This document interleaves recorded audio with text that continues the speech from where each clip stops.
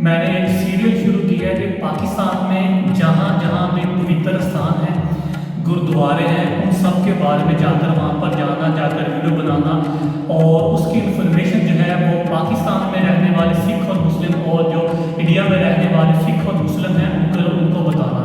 तो ये बहुत पवित्र स्थान है ये वाला। श्री बाबा गुरु नानक महाराज का ये बैठने की जगह है। यहाँ पर बाबा गुरु नानक महाराज देव जी यहाँ पर आए थे और यहाँ पर काफ़ी टाइम यहाँ पर रहे, वो काफ़ी अरसा यहाँ पर दिन रहे और यहाँ पर बैठकर उन्होंने बाबा फरीद की पोइट्री जो ग्रंथ साहब में शामिल है, गुरु अर्जन देव जी ने जो शामिल की थी बाद में, वो यहीं पर बैठ के बाबा गुरु नानक महाराज देव जी ने यहाँ पर इकट्ठी की थी। तो जहाँ पर बाबा जी बैठे थे वहाँ पर ये एक जगह का निशान बना दिया है। तो यहाँ पर ईजी इसलिए आ गया तो यहाँ पर क्योंकि सिर्फ ना होने के बराबर है और यहाँ पर इतना भीड़ नहीं होती, इतना रश नहीं होता, क्राउड नहीं होता, तो इस वजह से मुझे यहाँ पर ईजी बैठने का और वीडियो बनाने का मौका मिल गया है। तो पवित्र स्थान है ये, बाबा गुरु नानक महाराज देव जी यहाँ पर पधारे थे। यहाँ पर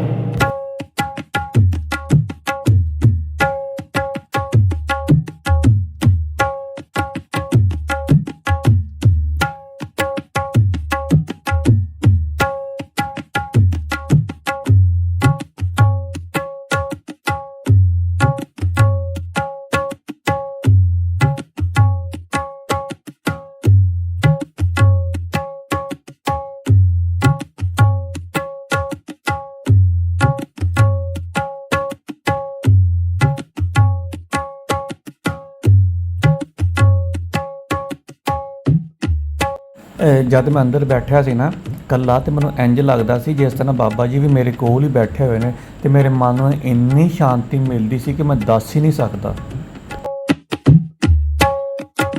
ये पवित्र ते पवन स्थान गुरुद्वारा साहिब है जिथे बाबा गुरु नानक महाराज देव जी ने बाबा फरीद दे 11वें जे खलीफा जिहड़े सीगे उन्हां नूं पाक पतनों इत्थे बुलाया ते बुला के उन्हां दी अनुमति लैके ते बाबा फरीद दा जिहड़ा कलाम उन्हां दी बाणी सीगी वो इकट्ठी कीती ते जिस जगह ते बाबा जी पधारे सी बैठे सीगे ते उत्थे यह गुरुद्वारा साहिब जिहड़ा ये बणिया होया है। अंदर ना लंगर हाल सीगा ते जिहदे विच कुछ बाणियां लिखियां होईयां जिन्हां च कुछ ते मिट गईयां वा ते कुछ थोड़ियां पढ़ियां जांदियां वा।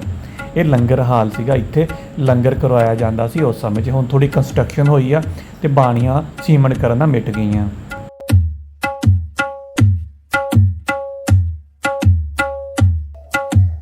मैं धन्नवाद करदा वां मौलवी साहब दा भी जिन्हां ने सानू अनुमति दित्ती कि असी गुरुद्वारे दे अंदर आके इहदी असी दर्शन कर सकीए। मौलवी साहब कुछ कहना चाहुंदे कुछ तुसीं इस दे इतिहास दे बारे कोई दसना चाहुंदे? गुरुद्वारे दे आ बिल्डिंग किदों बनी सीगी, इत्थे लोक आउंदे सिख यात्री या नहीं आउंदे?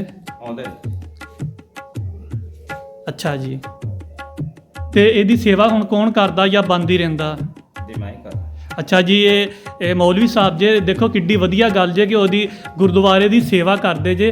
और देखो नाल ही गुरुद्वारे दे बिल्कुल नाल ही आ सांझी नाल मसीत दी बिल्डिंग है, आ मसीत है नाल ते आ नाल गुरुद्वारा है।